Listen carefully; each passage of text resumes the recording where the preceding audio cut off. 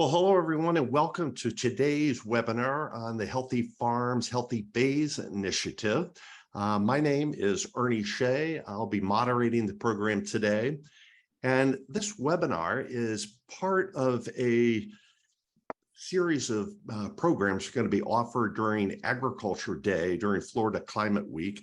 And we're thrilled to have the opportunity to be talking about solutions that well-managed farms, ranches, and forests are contributing to addressing climate challenges, but also a host of other ecosystem services, the water that farms filter and store, the wildlife and biodiversity that they help support. There's just a wide range of public benefits that come from well-managed farms and ranches. We'll be talking about some of those today. And I also, at the beginning, want to give a big shout out to Volo Foundation to thank them for their support for agricultural climate smart systems and practices. They've been a longtime supporter of the Florida Climate Smart Ag Initiative, and we're quite thankful for their confidence and support of this work. So I'm going to start our slide screen right now. We've got a couple slides that we're going to show you. And I think I'm supposed to hit share screen first and then go to our slideshow and go from the beginning.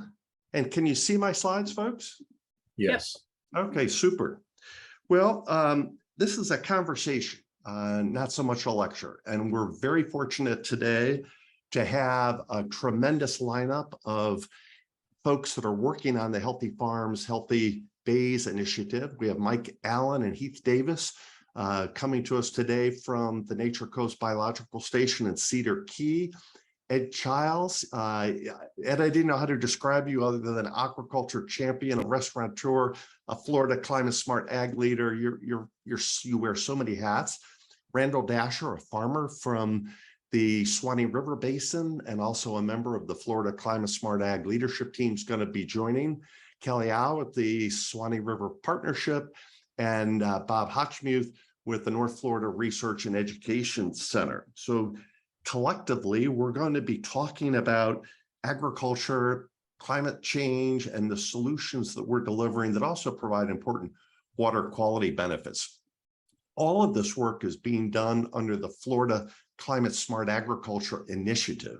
And this is a multi-stakeholder effort, bringing farmers, ranchers, forest landowners, aquaculture stakeholders with our conservation environmental partners, along with the entire value chain of people that work in agriculture, to think about 21st century agriculture in the state of Florida. What does that look like? And how can we enable it to deliver not just commodities that we consume, but this wide range of ecosystem services that benefit the public at large, our producers certainly, as well as the planet. And this Florida Climate Smart Agriculture Initiative is supported by the organization that I work for, Solutions from the Land, and the University of Florida Institute for Food and Agricultural Services. So we're the quiet behind the scene enablers, facilitators, if you will, of the work that these volunteer leaders are doing. This is a quick little graphic that just tries to put it in context. We're trying to go from a current state to a future state. And the future state is really about valuing the working lands in Florida, our farms, our ranches, our forests, and helping them produce this wide range of ecosystem services. And it could be food is one, improved local economies is another, clean water, the biodiversity I mentioned earlier. There's just a whole nest of these outcomes that these well-managed farms can deliver. And there's no silver bullet pathway. It really takes a integrated systems approach to deliver these outcomes. And that's what we'll be talking about today. And the last slide I have for you that I'm going to turn it to our panel members today is just a quick setup of Healthy Farms, Healthy Bays.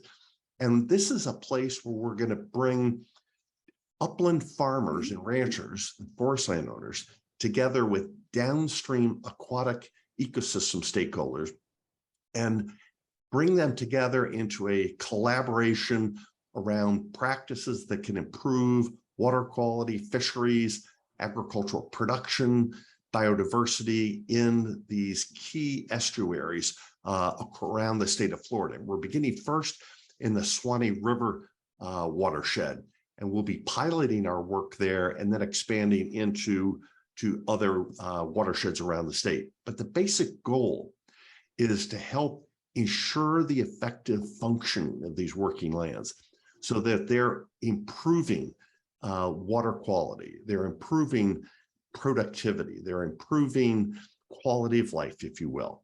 And what we've come to appreciate is that if we are not successful in helping agriculture succeed, there may be a very different outcome, because if we lose our working lands, there will be other uses of land that come in behind it that probably are not going to be delivering those ecosystem services that we are. So with that, I'm going to turn now to our panel members who are going to be sharing with us their work as it relates to either the aquaculture side or the upland portion of what we're doing. And first up is going to be Mike Allen with the Anitra Coast Biological Station. So Mike, I will turn it over to you to start our conversation downstream. Welcome, Mike. Excellent. Thank you, Ernie. And I'm excited to be here. We're very excited about this initiative. I'm a fisheries biologist by training and director at the biological station here in Cedar Key. And we're located right at the mouth of the Suwannee River Basin. That little cluster of islands you can see down there at the mouth of the river in the Gulf of Mexico. And this is one of the last large undammed rivers left in North America, 266 miles long without a significant water control structure on it. So from a freshwater flow perspective, the river is relatively natural, in a relatively natural state. And it's an important region. You can see that it extends well up into Georgia, and it has tremendous agriculture and natural resources. And I'm going to just give a summary of some of that. Next slide, Ernie. The basin is characterized really by a lot of natural resources. That's really the basis of the economy in this region. Agriculture is a big player. Row crop agriculture, forestry is a huge player in the basin as well. Fisheries resources, both inland and on the coast. Tremendous shellfish resources, both wild oyster harvest as well as shellfish aquaculture, which you'll hear from Heath about that in just a bit.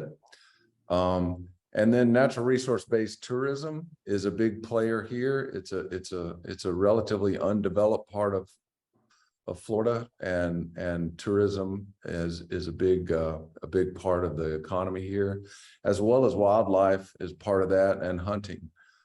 So it's a natural resource-based type economy. Next slide.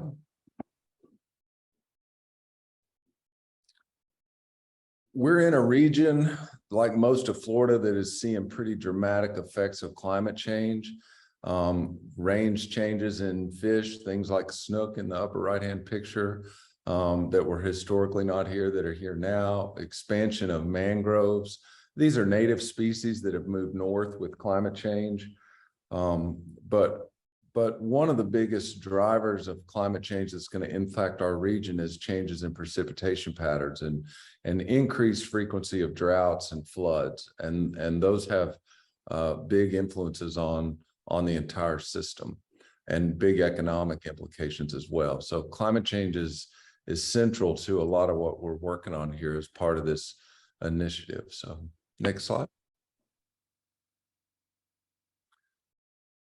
I'd be remiss if I didn't talk a little bit about population growth, and we're up here in the Swanny Basin in the north central part of Florida, and still we have a lot of development, but we're expected to have a lot more. This was the Florida 270 analysis that the Friends of Florida did, and predicted the statewide population trends in the year 2070. I'm going to show the next slide, which is just a zoomed in picture of this. And you can see with the red of the development that's expected to happen over the next 50 or so years.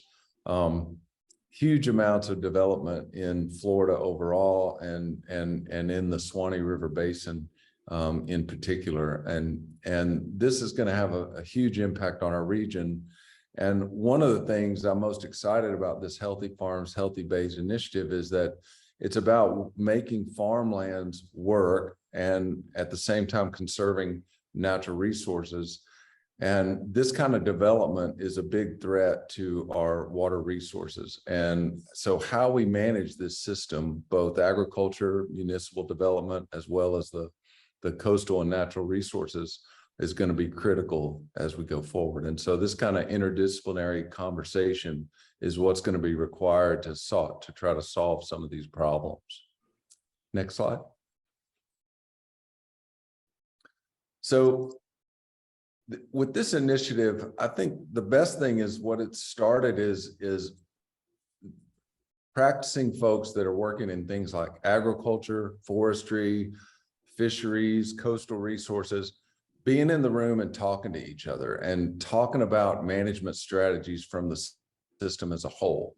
And what we're seeking to do here is really identify what are some of the best management practices agriculture can do to help mitigate downstream effects, and how can agriculture be profitable and remain as a big part of the landscape rather than having a landscape just transition to urban development, which is a real threat.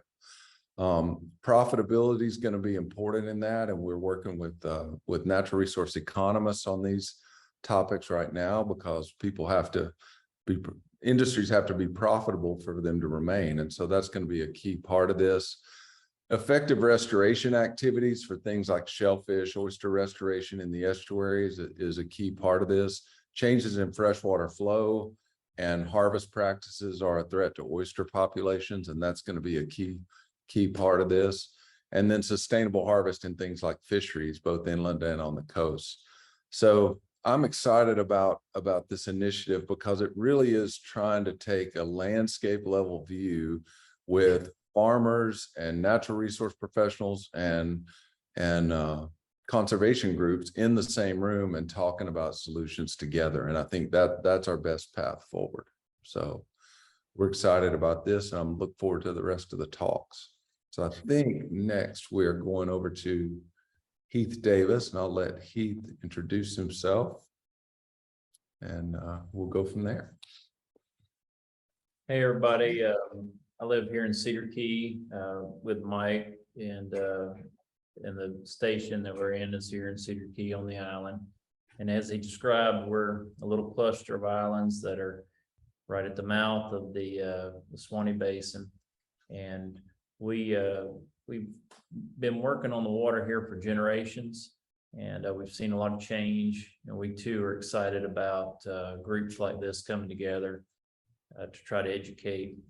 And what we're participating in now is shellfish aquaculture. And we started doing that about 30 years ago, and probably full-time about 20 years ago. And we're still real small. It's kind of neat that we're mostly individuals, no large corporations. And we're producing probably about 40 million annually in gross sales, and that's all the farmers here in Cedar Key, and probably all together about 300 farmers throughout the area. And we feel like we can offer a lot of help with this discussion, just being how we are with our industry, because of the testing that goes on in the waters locally, and the monitoring that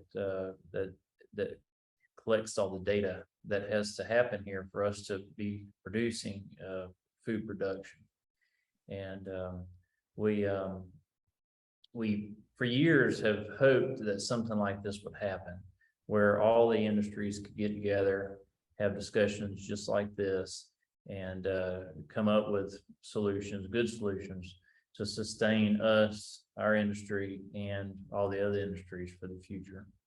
And really appreciate being part of the group here. Okay, Heath, well, thank you. And you wear a lot of important hats, being mayor of a local community that's dependent upon a healthy ecosystem. It gives you a perspective and insight that is so important. It's so valuable. So this is what this multi-stakeholder collaborative is about: farmers, aquatic resources, local policy makers, and administrators. So it's a family that is growing.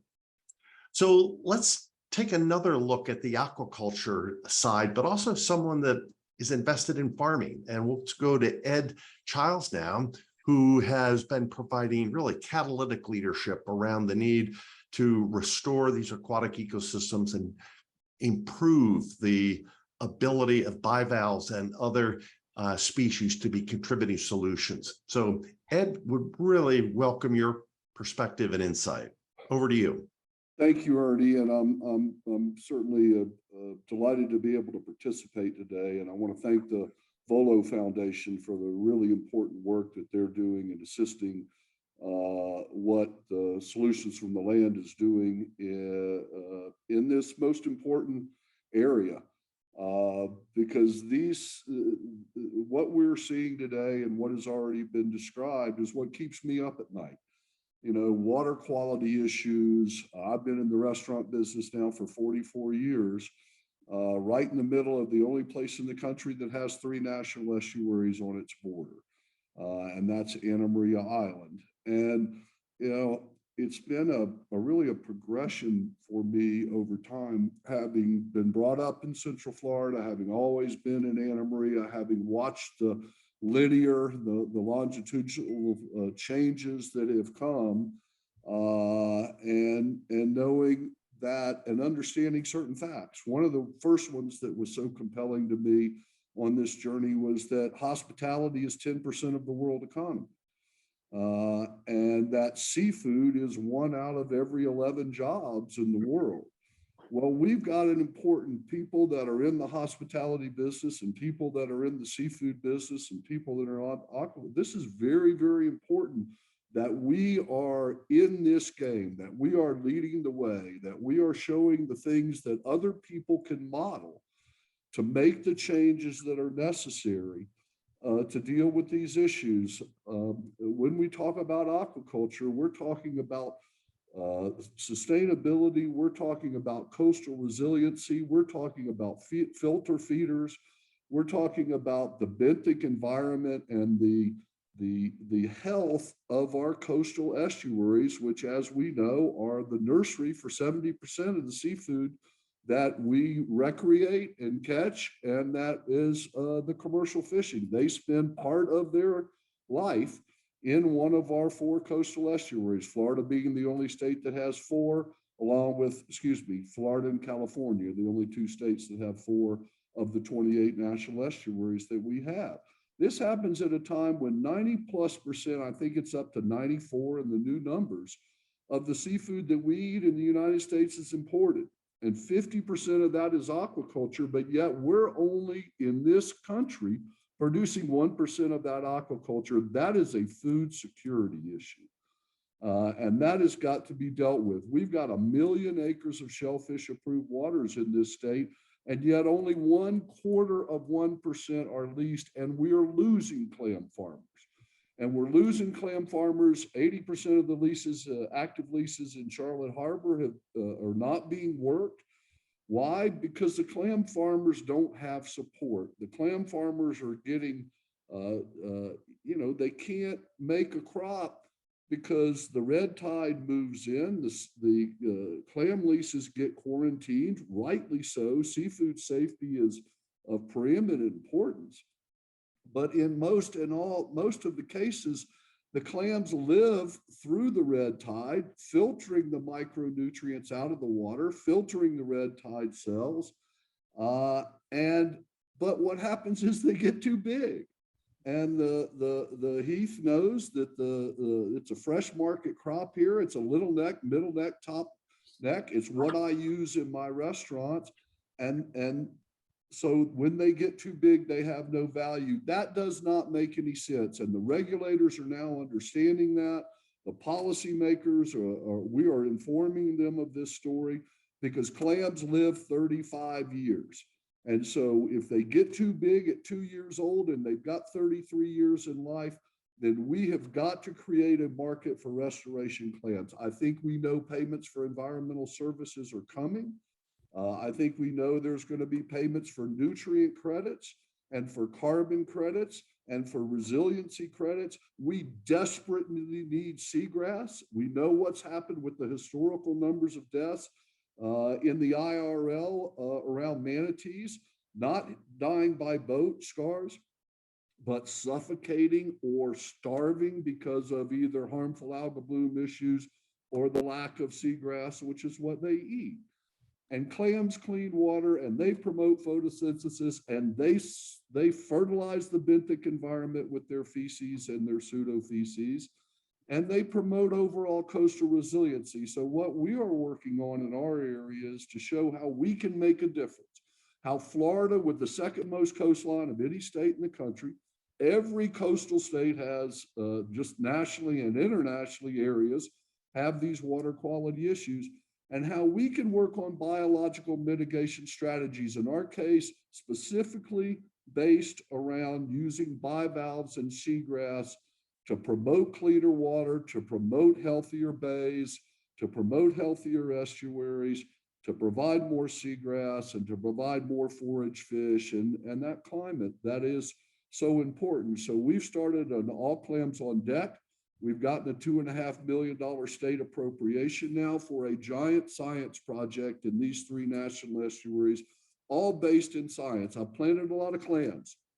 Before that, we've planted a lot of scallops. They're very, very delicate. What we want to do now is use this macro laboratory, also in the Swanny area, also in the IRL. We now have all the relevant scientists in this area united to say, let's quit doing catch as catch can projects, and let's be thoughtful about this, and let's look at the 10 to 12 things that we need to be investigating, and then let's figure out who should be doing them where, so that we do all of this in a coordinated method and way. And that's about the coastal issues, but it's the coastal issues are all united with the upland issues. And to that end, what we are doing in hospitality, I'm probably the largest independent restaurant group in a couple of counties, certainly in our area. And so what we do in the upland is critically important too. We have an organic farm 26 miles from our coastal restaurants. We now take every single scrap from every meal, and that's 5,000 meals on a very busy day for our 3 places.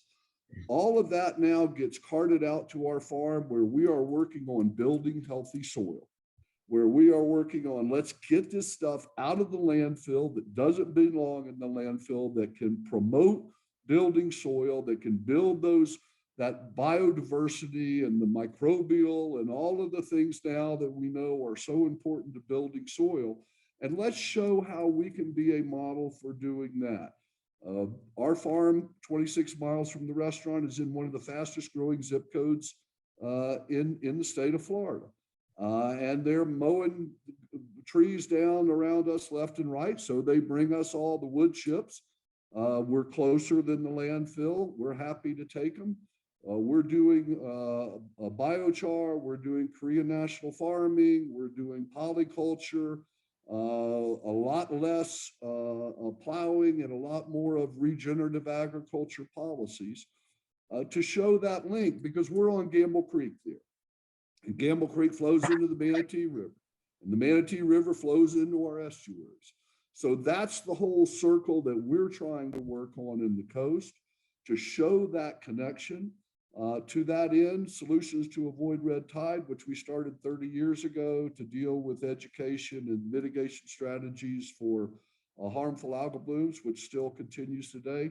We have a coastal or an inland pond program where we have now influenced 4.5 miles of homeowners association ponds in these neighborhoods, and stormwater ponds that should be taking 70% of nutrients out and are only taking about 25 out. and showing those neighborhoods how they can do simple things like mow strips and leaving that 2-foot strip that will filter, that aquatic plants, things like what we're doing in our organic blueberry farm outside of Tallahassee with the floating islands that, you know, really promote the biodiversity and clean up water and promote the fish that you want in there, and all of those types of things. So we're trying to use our megaphone, if you will, the restaurants that we have and the brand that we have, to promote local food systems in a healthy way that is good for the environment and that is good for our bodies, and is good for our nutrition levels,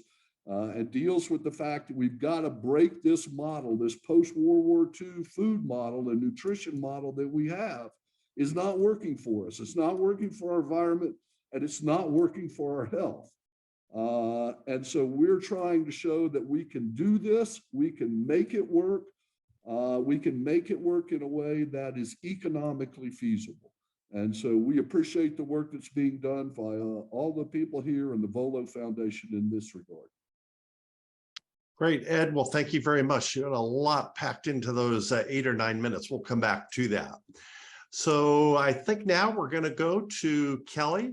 If I can get our PowerPoint to come up here. And I'm not sure why it's, there we go. And one more, we should take you right to your deck. So did I go past that, Kelly, or yeah, there you go. That's perfect. Hello, everyone. My name is Kelly Awe, and I am the Suwannee River Partnership Outreach Coordinator. And if you'll go to the next slide, Ernie. So just some fast facts about the Suwannee River Partnership. We've been in existence for over 20 years, and our mission is to provide research-based solutions that protect and conserve the water resources. If you looked at the map that Mike had earlier of the Suwannee River Basin, goes all the way into Georgia. That's kind of our focus, of Georgia all the way down to where Cedar Key is at. And our stakeholder group is over on the right side. Those are our agencies that are a part of that. We also have growers that are a part of that. And collectively, we're a group of public and private interest groups with diverse agencies and growers. You can see that we have Audubon, Florida, all the way to Gainesville Regional Utilities, and even the Georgia Department of Natural Resources. Next slide. So what we're trying to do with the Suwannee River Partnership, and what we are succeeding at, is that we're trying to build and connect with our partners. We're also promoting and supporting on-farm demonstrations, but within that, we need to identify potential projects and find the funding for that.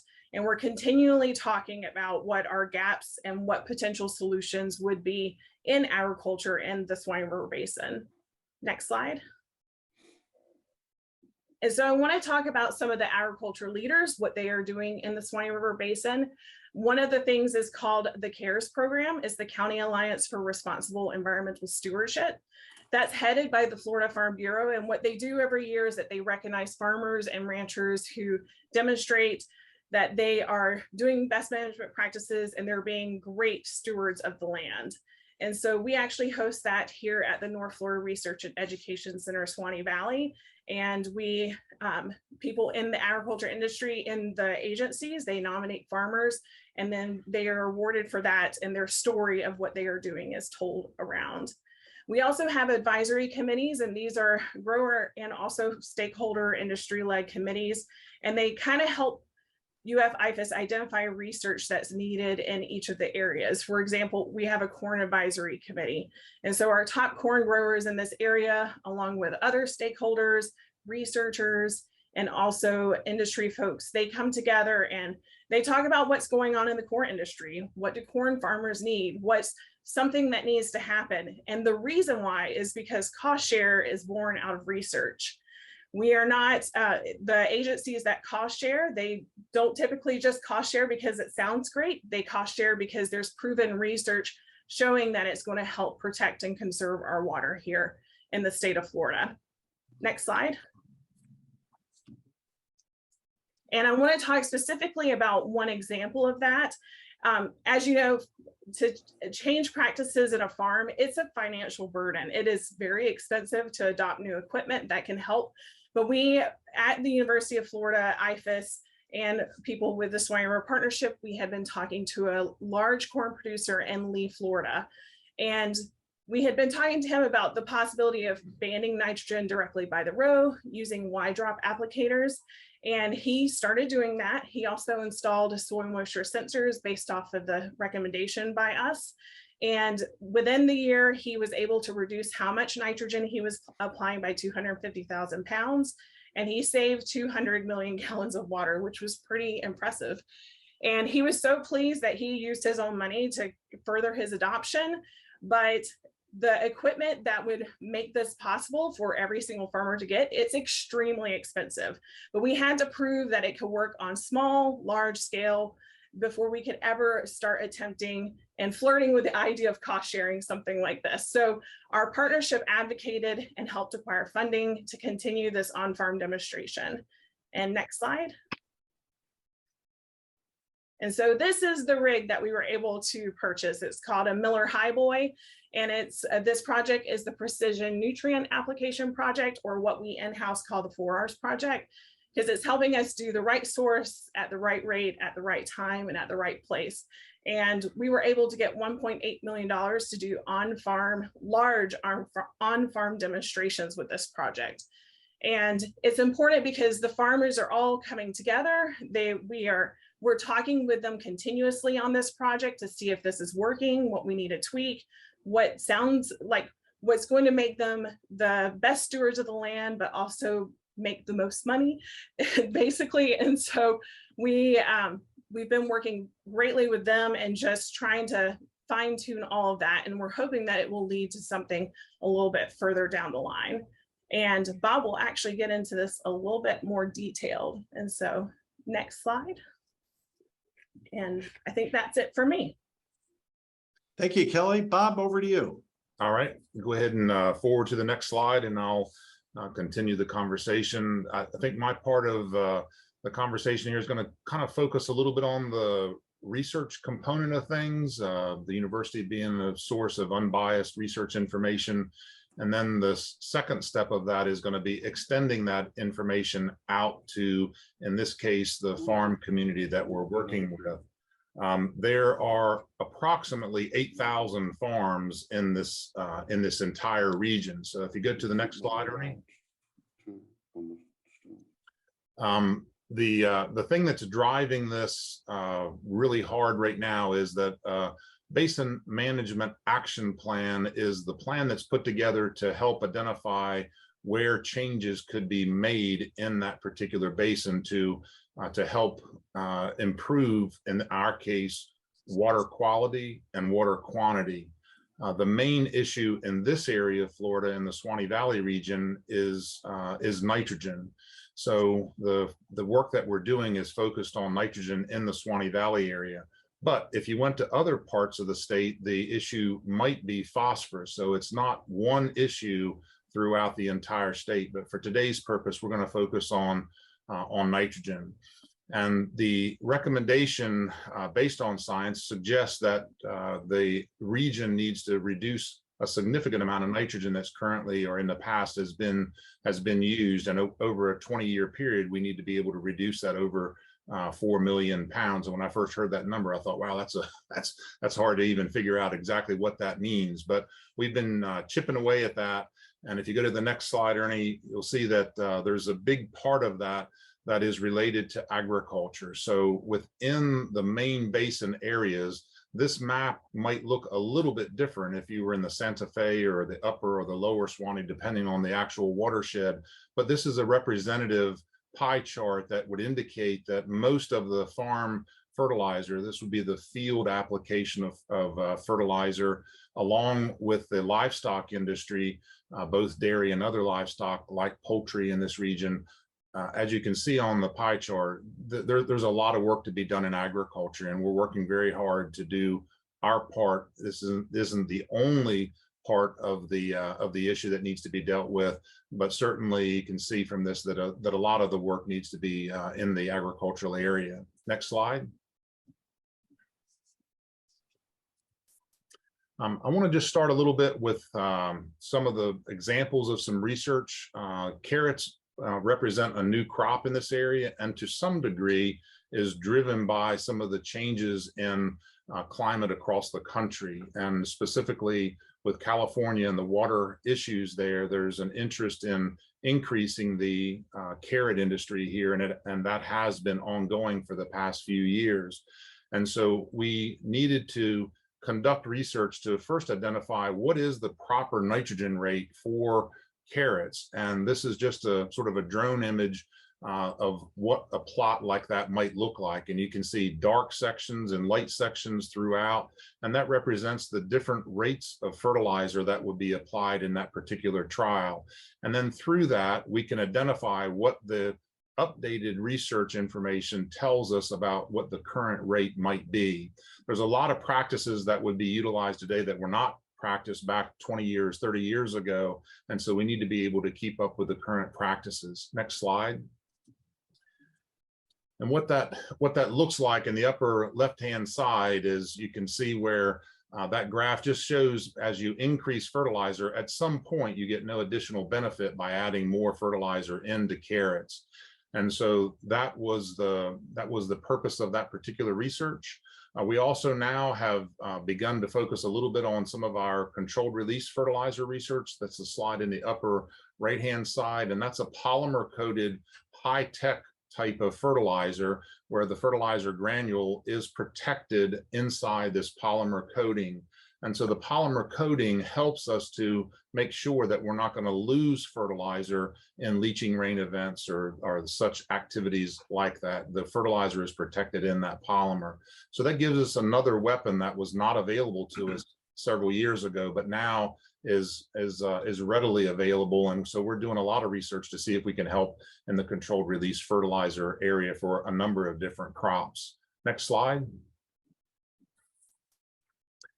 The other example that I'll give you, I work mostly with vegetables. I am going to get to corn in just a moment, but watermelons would be another one where we have done the research. The bottom slide on the left is our research plots here, and you can see the little table there where we can inject different rates of fertilizer to, again, identify what the proper rates might be.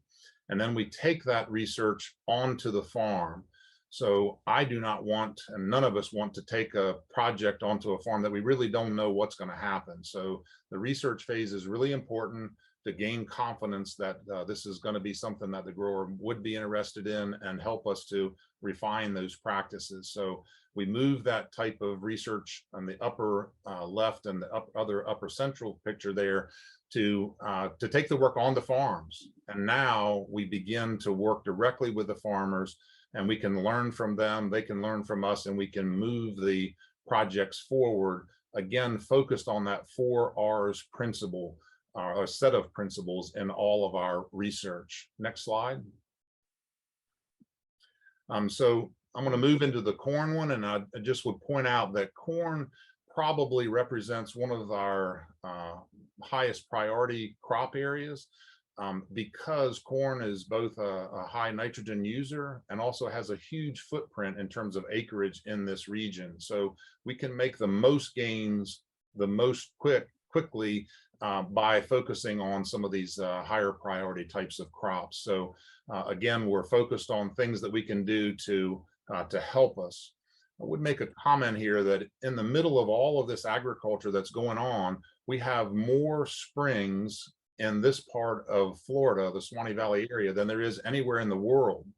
So interspersed throughout this agriculture area, we have the challenges of springs that we're trying to protect and still yet learn how to improve our nitrogen efficiency on farms.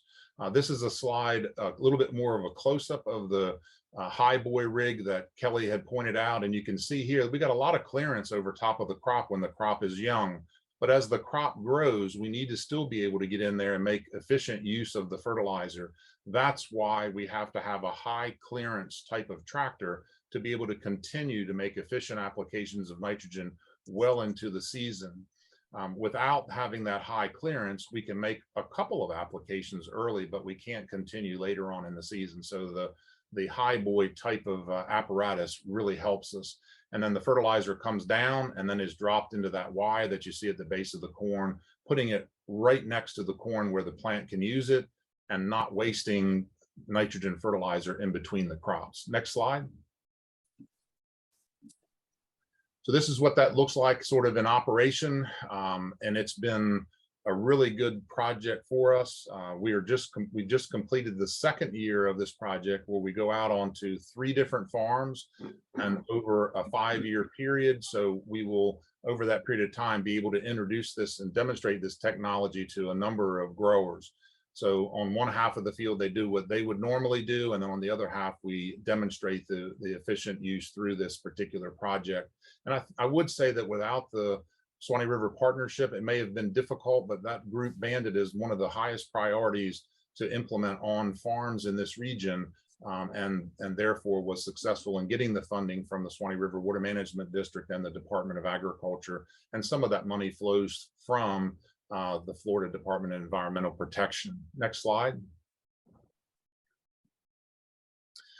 What it might look like on some of these farms where they cooperate with us on these trials and are willing to allow us to come onto a farm and try different fertilizer techniques or different rates. So when you look down at this slide, especially on the left-hand side, you can see where we have different rates. And this would be an example of what an on-farm research or demonstration project might look like. It's obvious that that farmer is making a sacrifice in some of those areas where you have lighter color, but they are very committed to this type of research and activity right now.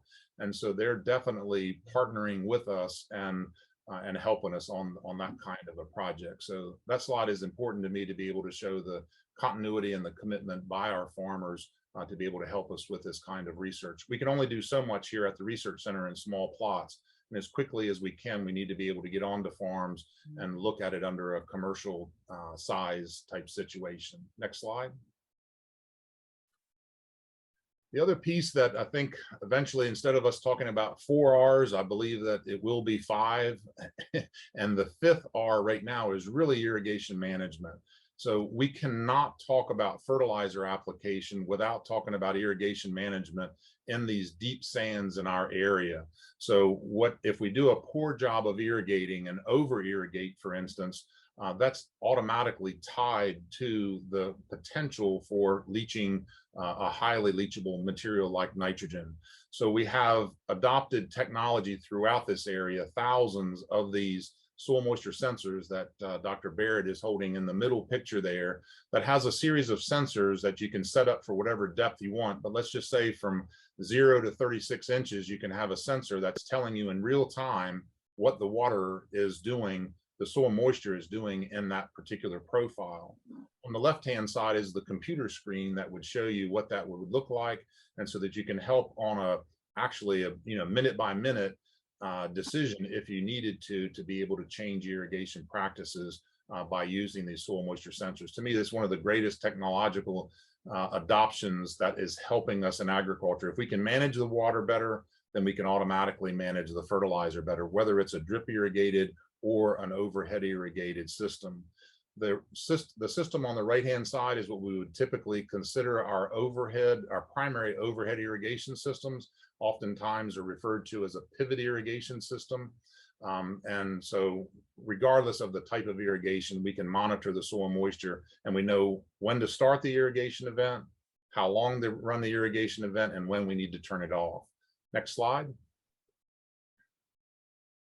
Some of the fun that I've had over the year is working with something as visual as blue dye, and we can either treat an area with blue dye. This is agricultural blue dye, and put it out under an area where a pivot irrigation system might irrigate, which is the picture on the left-hand side, or I have a system where I can inject it directly into the drip irrigation tape and then follow it with different lengths of irrigation timing to be able to show the farmers how they can see how quickly the fertilizer moves down by using blue dye. The blue dye is correlated exactly to the solubility of the nitrogen fertilizer. So what you see is what would be happening with the nitrogen fertilizer as well, unless it is in a polymer coated controlled release fertilizer. Next slide.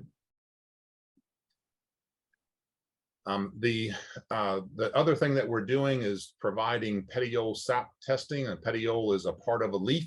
and we can take that petiole off of many of our different crops, squeeze the sap out of it, and run it on these 2 little meters that are being demonstrated here by one of our county extension agents, Jay Capasso in Columbia County.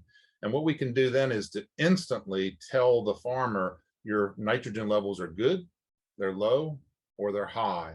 So that in some cases, it might be that we've been able to alert them that they're actually getting behind. But in most cases, what happens is that we tell them, hey, you're good. You don't need to inject fertilizer. And we would come back a week later and test it again. So that's a service that all of the agents in this region provide as a service to their growers in the county. So for instance, in the case of watermelons, it would be about 7,000 or 8,000 acres of watermelons that we're able to help through the University of Florida to help the farmers manage. So we provide that service free of charge to them throughout this entire region. Next slide.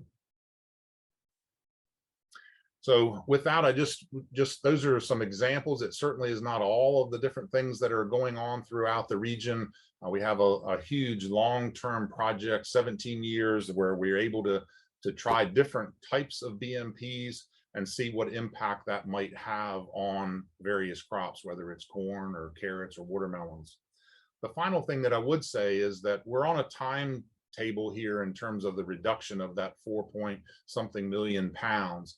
And I feel like as quickly as we're able to get these things implemented, that I believe that our first 5-year quiz, that we're actually ahead of schedule. And that means that we probably have about a 1.2 million pound challenge. And I believe that just knowing what's happening on the ground, that we're ahead of that, but we have obviously a lot of work to be done, and we're working hard with our growers to be able to implement those practices. Thank you, Ernie. Okay, well, thank you very much, Bob, and for the entire panel. We began with the science presentation and we ended with the science presentation. And we did that by design because we wanted to emphasize that the work underway to become more climate smart is not it's not silver bullet solution oriented where we trial and error, go out and do things. We think strategically about multiple approaches and practices and systems. And we rely on our University of Florida science researchers to help us determine which pathways are going to be most productive. So we only have about 7-8 minutes left. And as your moderator, I'm going to ask a question of each of you. And Bob, I'm going to start with you because you might have to slip out before we get to the end. But you talked a lot about the water quality objectives with the work that you're doing. How can we reduce the nutrient loading into the Suwannee River that will ultimately affect the quality of the water downstream that Heath and Michael talk about? But there's another really important co-benefit, isn't there, to proper fertilizer use, and that's reducing the greenhouse gas emissions that could come from the agriculture sector. Nitrogen fertilizer is an example. Could you just comment a little bit about that in about a minute and a half? Okay, sure. With our work with nitrogen fertilizer, I think that it includes both the commercial chemical type fertilizer, also animal wastes with the various livestock species that are here. So I think that we're trying to, at the first step at this is just to be able to reduce the load on the entire watershed. And if we can reduce the nitrogen load by the required amount in time, we will, I believe, automatically get those benefits that you're referring to. So I think that there's probably certain parts of our ag industry that might be more effective at reducing that the greenhouse gases, but I think just trying to reduce the rates initially, and also trying to implement cover crops that can capture the nitrogen and keep it in the cycle. And I think the cover crops is something that I didn't spend much time on that, but I think that's going to be a really important area for us to move into the future to gain those ecosystem services and ground that maybe otherwise would not have a crop on it. But there's a number of different cover crop research projects as well that are going on to try to help with the whole nitrogen cycle. and thereby reduce the total load, but also capture it and be able to reuse it in our agricultural systems rather than losing it. Okay, thank you, Bob. Heath Davis, question for you. One of the hallmarks of Florida climate smart agriculture is uncommon collaboration, where we're intentionally trying to bring communities, stakeholders together to solve problems and help each other. So you're a clam farmer, but you're also the mayor of a city. You must know a lot about collaboration, what works and what doesn't. From your perspective as from an aquatic stakeholder and a mayor, what are your thoughts about, what are your hopes and aspirations when we reach out and bring clam farmers into the same room as corn growers or watermelon growers or people that are raising carrots and get them to team up? Do you think there's hope in that approach? What are your thoughts there? I do. I think there's a lot of hope, and unfortunately, sometimes to put a group together like that, stress pushes them together. And with all of the changes that we're seeing with the different weather patterns and the temperatures, I think that squeeze is coming on all of us, and we just need a little help learning how to have those conversations. And there's a lot of great groups that are surfacing, and they're helping us come together in different ways. And I do feel hopeful. Being the mayor of Cedar Key is similar to things that you've heard throughout this presentation. We're a small town, and we have big town problems. And the only way that we can come up with solutions for our problems is to have partnerships and team up with different groups. And we've been doing that for a long time. And I see the same fabric with our farmers and our watermen coming together, and it's very hopeful. And it's neat. I wish, I still work with my dad, but it would be so neat if I could share this with my grandfather and my great-grandfather and let them see this, coming together. Great. Thank you for those insights and guidance. Ed Childs, you got a big footprint between your restaurants and your upland areas where you're growing nutritious foods like blueberries. One thing I think we've come to appreciate is that we cannot solve these problems if we only take a field by field or a farm by farm approach. We have to be thinking landscape scale. So as you look out over your landscapes, what's your suggestion for what we could do to help really build a bigger movement?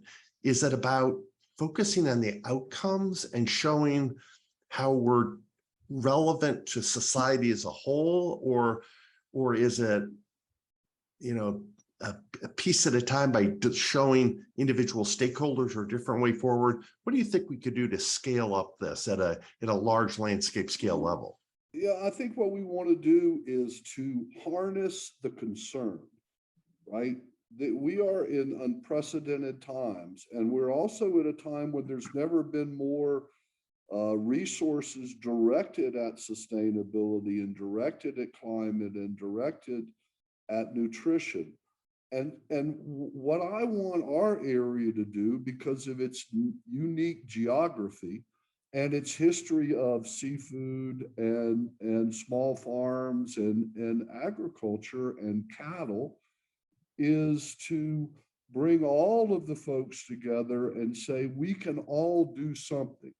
And when we start to do one thing, if we look at what is the way that we're fertilizing our lawns if we're in coastal areas, if we look at a recycling or a composting program that we start locally, when people take one step, if we start planting seagrass, if we start participating in clam restoration and oyster restoration projects, if we get people started on one and to take that first step, then they're going to be much more likely to take the second step. And we have every one of us need to put our shoulder to the wheel on this. I tell people when I give talks in our area that just by the nature of the fact that we live in the only place in the country with 3 national estuaries, we have a responsibility as stewards of those estuaries. And that's not just for us, that's for our kids and that's for their kids. And we see things going in the wrong direction, and we hear the things that we're here about today, the things that IFAS is doing, the things that Bob talked about today. There are many things that we can be doing and that are being done. And we just need to get everybody involved. And the number one group we need to get involved is kids, because they're getting the check, right? They're the ones that are going to bear the brunt of this if we don't change the model. And they're the ones that will get the response, right? My dad used to talk about the rare opportunities when good policy and good politics met, and that you wanted to cherish those and you wanted to grab a hold of those. And the kind of things that we've talked about today, that farmers could do because they care, and that aquaculture people can do, and that municipalities can do. I mean, getting them to take the extra step in wastewater treatment systems that are not up to speed because they don't want to charge somebody more on their utility bill, those days are over, all right? We have all got to be doing our part in this this major effort of our time so that we leave things better, or certainly not worse. Thank you, Ed.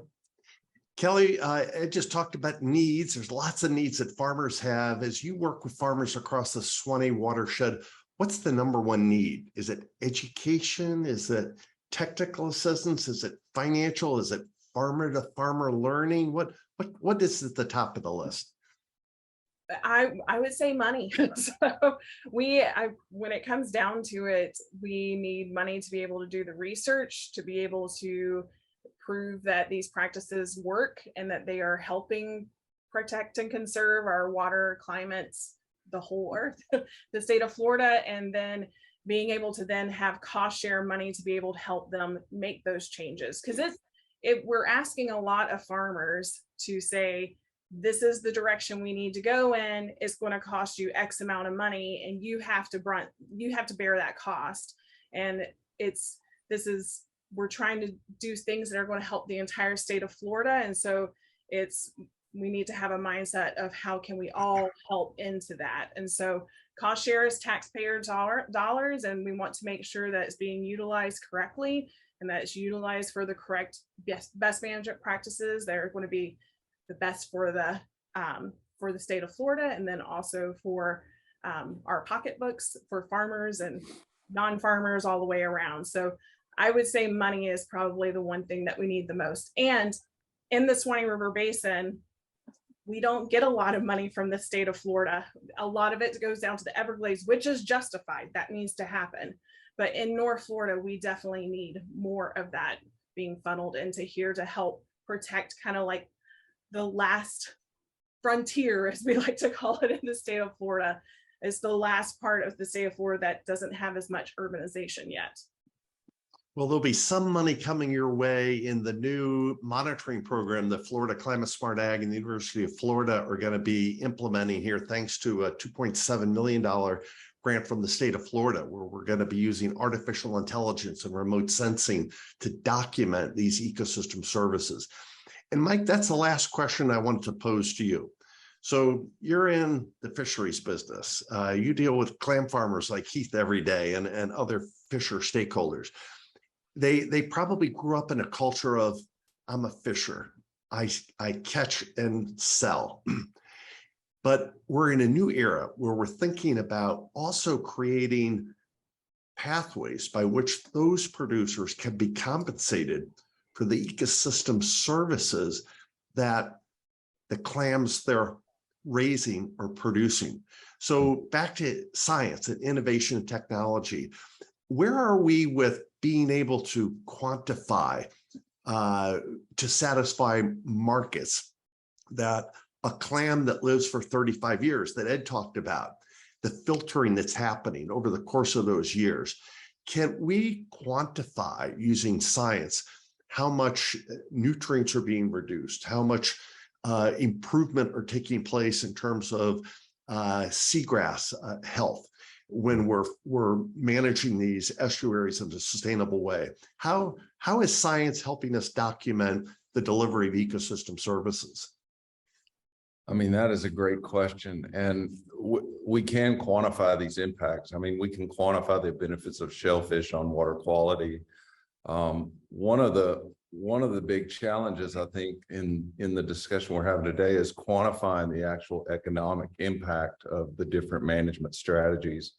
For example, quantifying if you change freshwater quality and improve freshwater quality, what is the impact on fisheries resources and what are the economic side of those impacts? And there's new survey methods, new technology going on all the time to try to quantify both the biological impact of these ecosystem services and also the economic impact of them, as well as I'll mention just the ecological impact of things like shellfish in the ecosystem and how the habitat that they provide is a base of the food web that magnifies up the food chain to other fisheries resources. So I think we're able to quantify it all the way from a single animal perspective, all the way up to a community and an ecosystem level. But the methods to do that are continuing to be developed and improving all the time. So it's an excellent question. Great.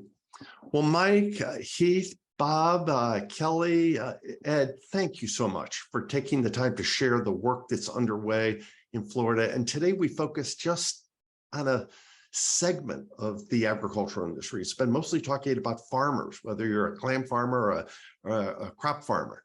And we'll have a couple of other sessions. We'll be talking about grazing operations and forestry and how they, as part of agriculture, delivering solutions as well. So this is a journey. This is not a one and done. This is an ongoing effort to collaborate and improve quality of life for all Floridians. And if it weren't for the leadership you're providing, we wouldn't be getting nearly as much progress as we are. So thank you all very much. Thank you also to the Volvo Foundation for your confidence in the work of agriculture to deliver not just climate solutions, but a whole host of ecosystem services that will improve how Floridians live and participate in future economies going forward. So with that, we'll wrap up here. Thank you again for your time. This taped episode will be playing during Florida Climate Week, and I urge everyone to tune in. And if you have questions or comments that you'd like to follow up with us, please do so. Our website is solutionsfromtheland.org. Hopefully that's easy to remember. Thanks, everyone. Have a great week.